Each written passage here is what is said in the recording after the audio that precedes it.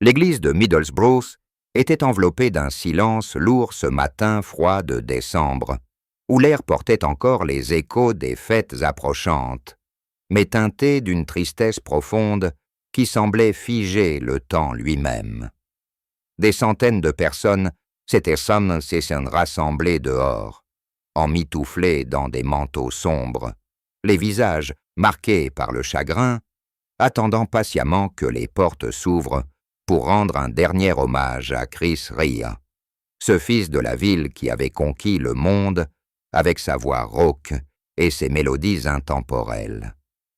À l'intérieur, l'atmosphère était imprégnée d'une émotion palpable. Les fleurs blanches, disposées autour du cercueil, formant un tapis de pureté contrastant avec la douleur qui étreignait chaque cœur présent. Quand la famille entra, menée par sa femme Joanne et ses deux filles, Joséphine et Julia, un murmure collectif traversa l'assemblée, comme si l'air lui-même retenait son souffle. Joanne, le visage voilé de larmes contenues, tenait fermement la main de ses filles, leurs épaules tremblantes, trahissant la fragilité d'un monde qui venait de s'effondrer. Le cercueil, simple et élégant, recouvert d'une gerbe de roses rouges, symbolisant peut-être la passion qu'il avait mise dans sa musique, fut porté lentement par des proches, et c'est à ce moment précis que les premières larmes coulèrent abondamment. Les amis d'enfance de Middlesbrough, ceux qui l'avaient connu avant la gloire, ne purent retenir leurs sanglots quand ils virent le portrait de Chris John, accroché près de l'autel, avec ce sourire timide qui rappelait l'homme humble qu'il avait toujours été. Dehors, les fans, venus de toute l'Angleterre et même d'Europe, serraient des photos ou des vinyles usés. Et quand la procession passa, un homme âgé, supporter fidèle du Middlesbrough FC, comme Chris l'avait été toute sa vie, éclata en sanglots bruyants, murmurant que la ville perdait non seulement un artiste, mais un frère.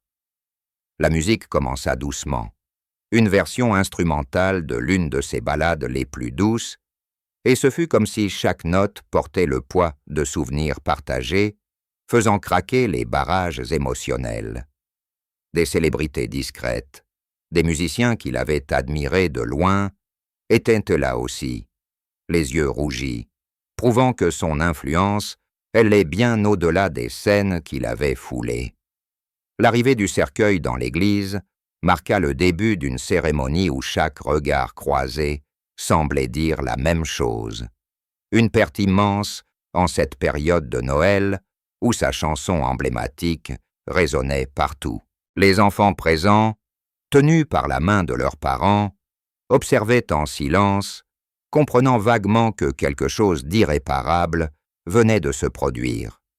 Les larmes coulaient librement maintenant, non seulement chez les proches, mais chez tous, unis dans ce deuil collectif pour un homme qui avait su toucher les âmes avec simplicité.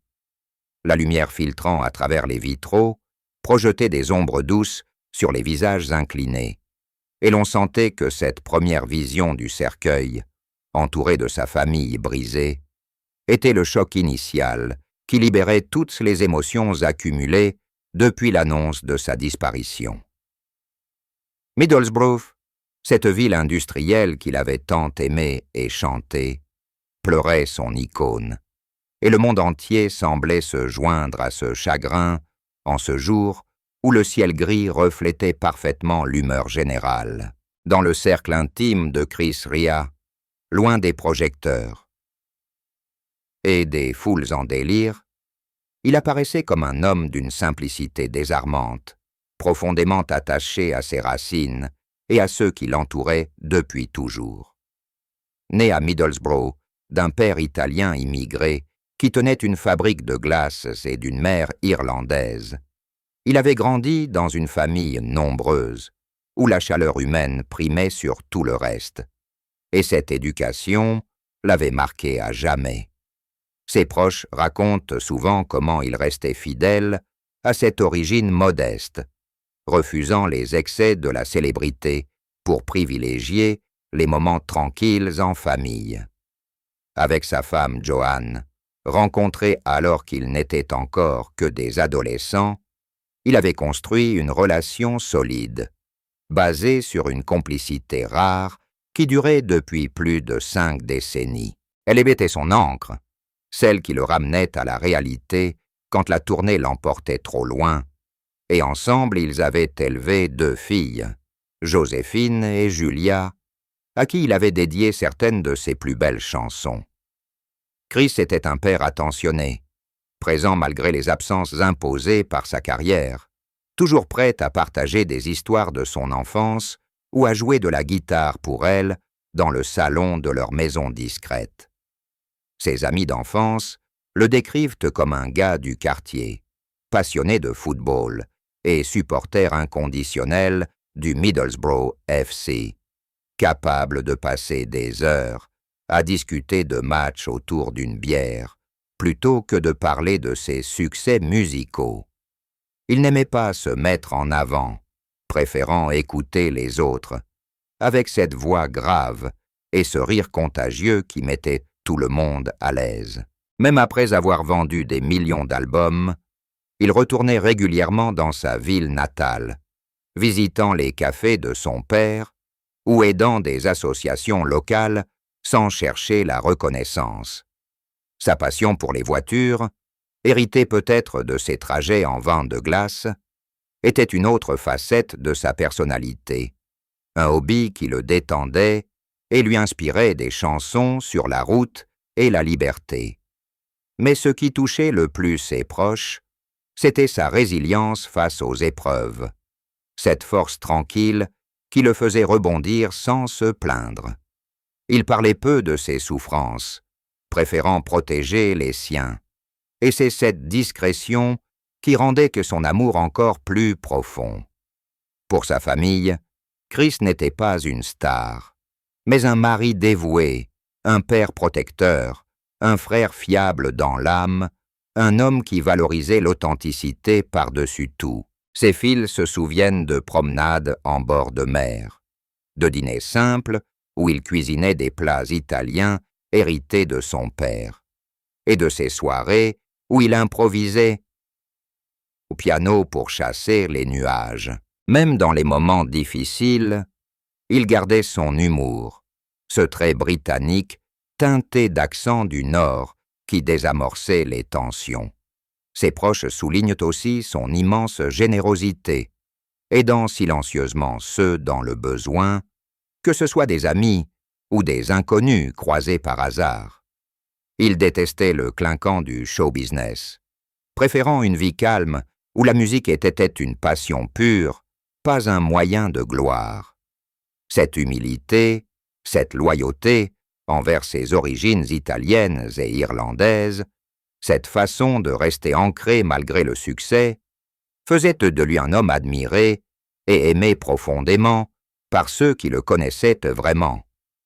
Dans leurs yeux, Chris Rea était l'incarnation de la bonté ordinaire, un rock sur lequel on pouvait compter, un artiste qui vivait sa vie comme il composait ses chansons, avec cœur et sincérité.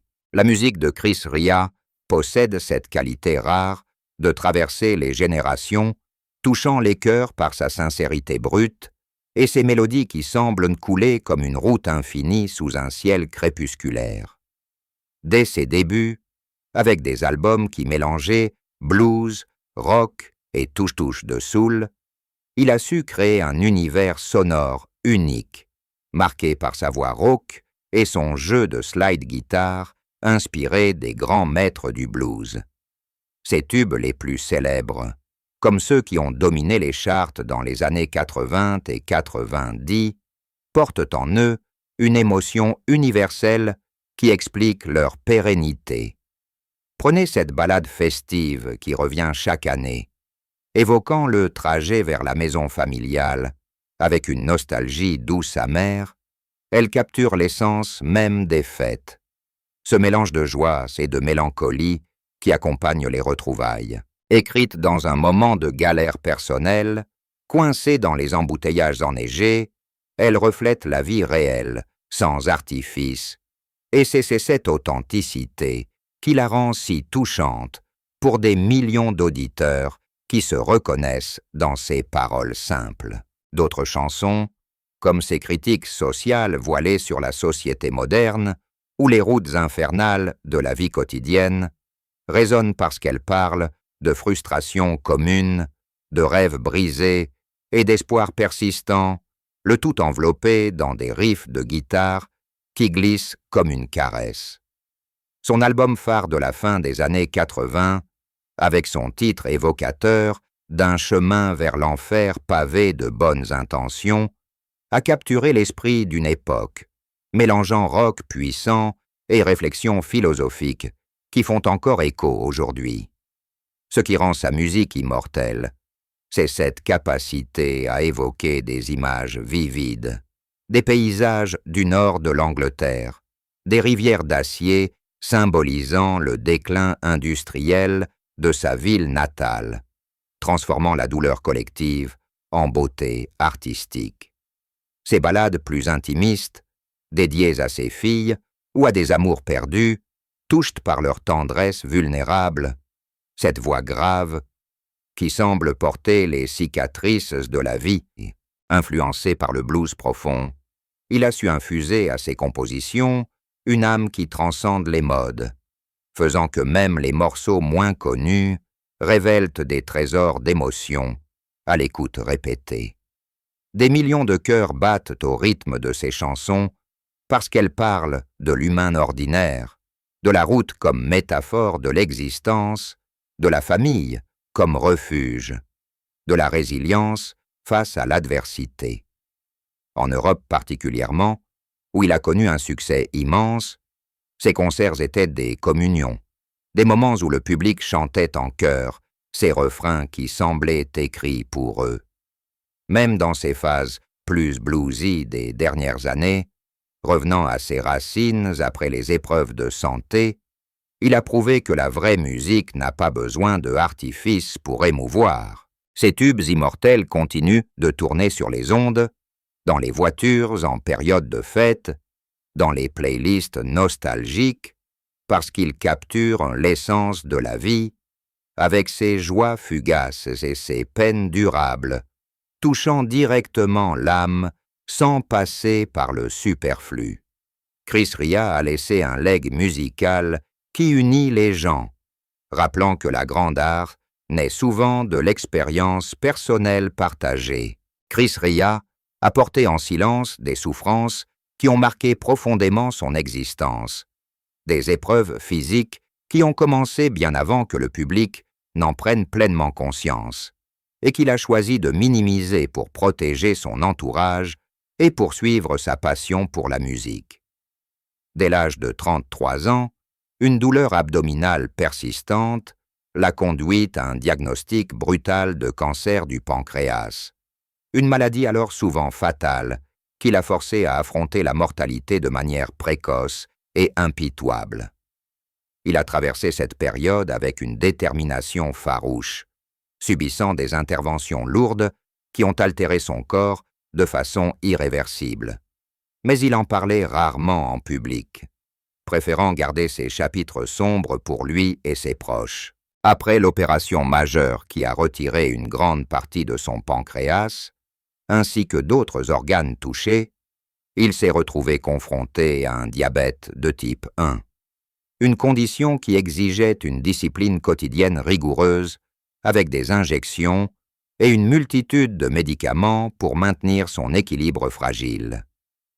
Chaque jour devenait un combat discret contre les effets secondaires, les fluctuations de glycémie et les faiblesses immunitaires qui rendaient les infections plus menaçantes.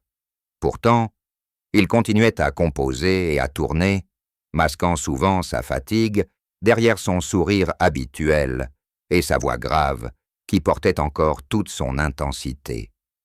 Les années suivantes n'ont pas été plus clémentes, avec des complications récurrentes qui l'ont amené à l'hôpital à plusieurs reprises, des péritonites aux problèmes rénaux chaque épisode laissant des traces invisibles mais profondes sur son énergie et sa résilience. Il avouait parfois en privé que ces batailles l'avaient changé, le rendant plus conscient de la fragilité de la vie, mais il refusait de se plaindre, voyant dans ces épreuves une raison de plus pour apprécier les moments simples avec sa famille. Un accident vasculaire cérébral est venu ajouter à ce fardeau déjà lourd, altérant temporairement sa mobilité et sa coordination.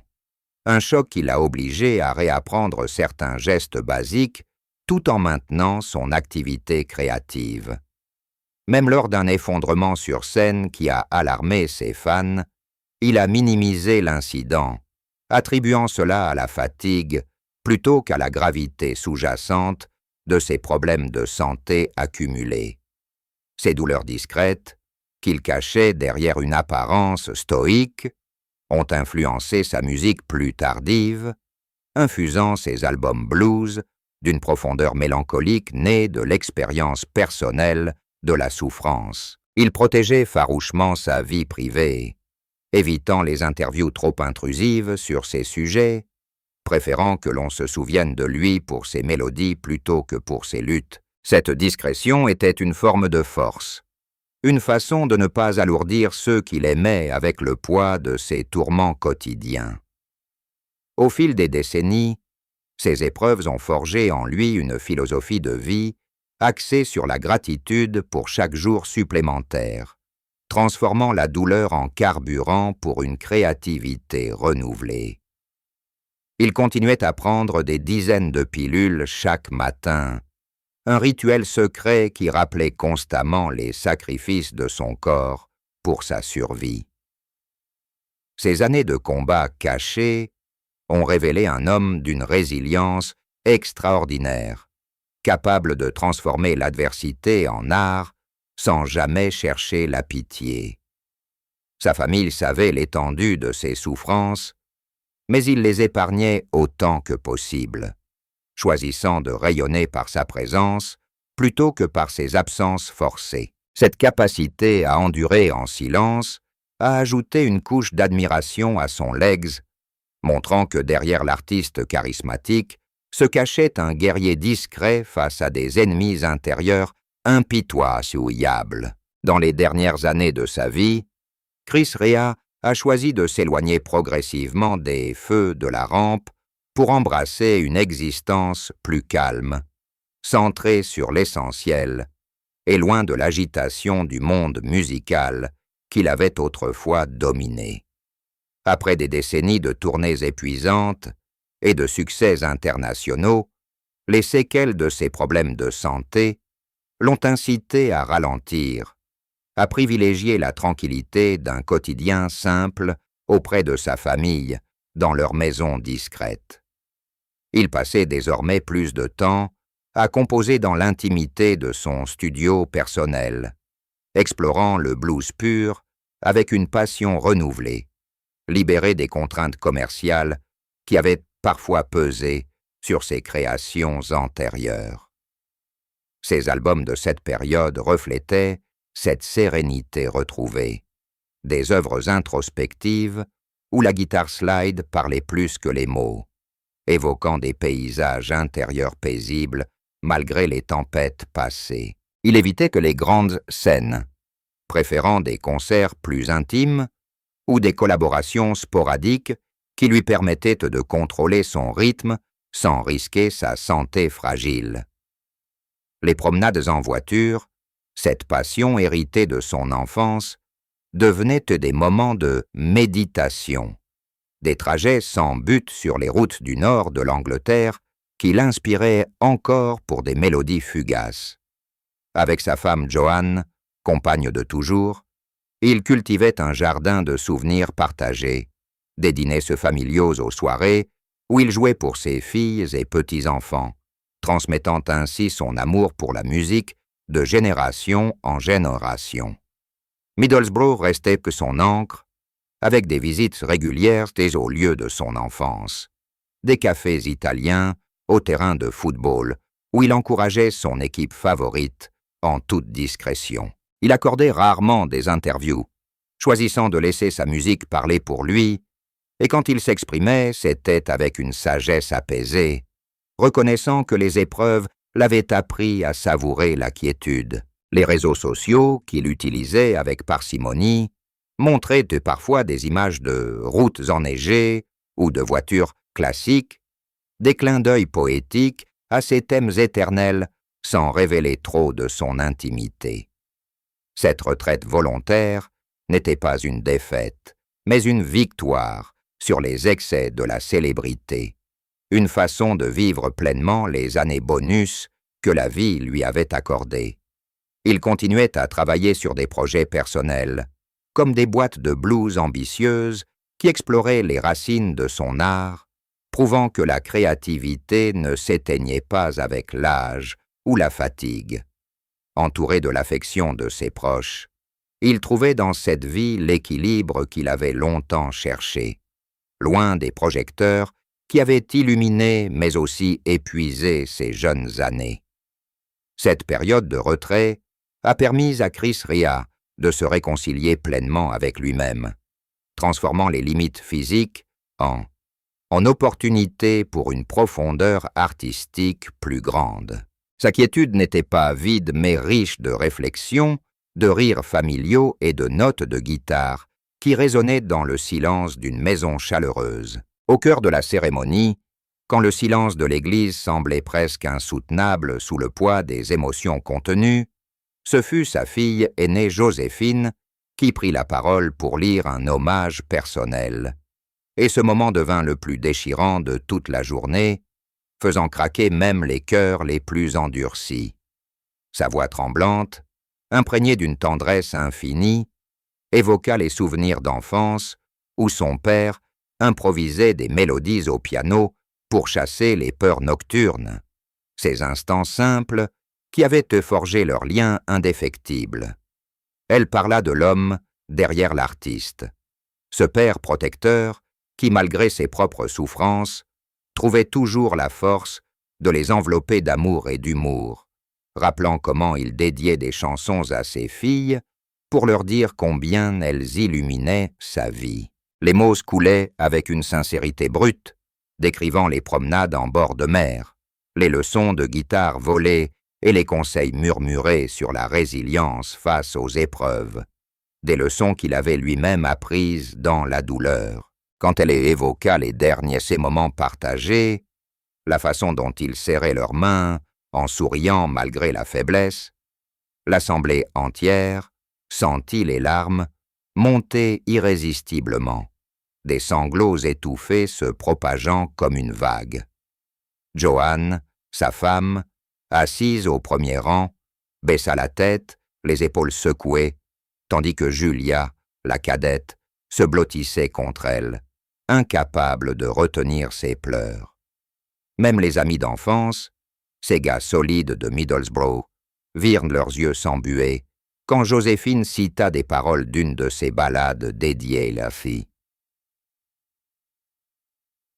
La famille, transformant la musique en un adieu poignant. Ce discours, loin des formules convenues, touchait à l'essence même de Chris Rea, cet homme humble qui avait donné tant sans jamais demander en retour. Les musiciens présents, ceux qui l'avaient accompagné sur scène, hochèrent la tête en silence, reconnaissant dans ces mots la vérité d'une vie dédiée à l'authenticité. Dehors, les fans massés écoutaient via les haut-parleurs, et beaucoup s'effondrèrent en entendant cette voix jeune porter le poids d'un amour filial immense. Joséphine conclut en promettant de garder vivante sa mémoire à travers les notes qu'il avait laissées. Et ce fut comme si l'Église entière expira un souffle collectif de chagrin libéré. Ce moment, plus que tout autre, captura la perte irréparable, faisant s'écrouler les barrières émotionnelles et unissant tous dans une communion de larmes pour un père, un mari, un ami parti trop tôt. La musique qui suivit, une de ces ballades jouées doucement, sembla porter l'écho de ces mots, prolongeant l'instant déchirant où le monde réalisa pleinement l'absence. Une fois la cérémonie terminée et le cercueil emporté vers sa dernière demeure, sous un ciel gris typique de Middlesbrough, un sentiment de vide profond enveloppa les proches et les fans, mais aussi une détermination à honorer la mémoire de Chris Rea en gardant vivants les souvenirs qu'il avait semés. Les jours suivants virent affluer des hommages du monde entier, des messages sur les réseaux où les gens partageaient comment une de ces chansons avait accompagné un moment clé de leur vie, que ce soit un trajet de Noël ou une période difficile surmontée grâce à ces mélodies réconfortantes. Sa famille, bien que plongée dans le deuil, trouva du réconfort dans cette vague d'affection, preuve que l'homme discret qu'il était avait touché des millions sans jamais le chercher. Les fans promettaient de perpétuer son héritage en réécoutant ses albums, en transmettant ses tubes aux plus jeunes, assurant que des classiques comme ses ballades festives ou ses riffs blues continueraient à résonner. Middlesbrough, sa ville natale, envisageait déjà des initiatives pour célébrer son fils prodigue. Peut-être une plaque ou un événement musical annuel, transformant la tristesse en fierté locale. Les souvenirs persistaient dans les détails quotidiens, une guitare slide évoquant sa maîtrise, une route enneigée rappelant ses thèmes éternels de voyage et de retour. Sa musique, plus que jamais, devenait un refuge, un legs immortel qui unissait les générations dans une émotion partagée. Les proches juraient en silence de vivre selon ses valeurs d'humilité et de résilience, tandis que le monde promettait de ne pas oublier cet artiste authentique.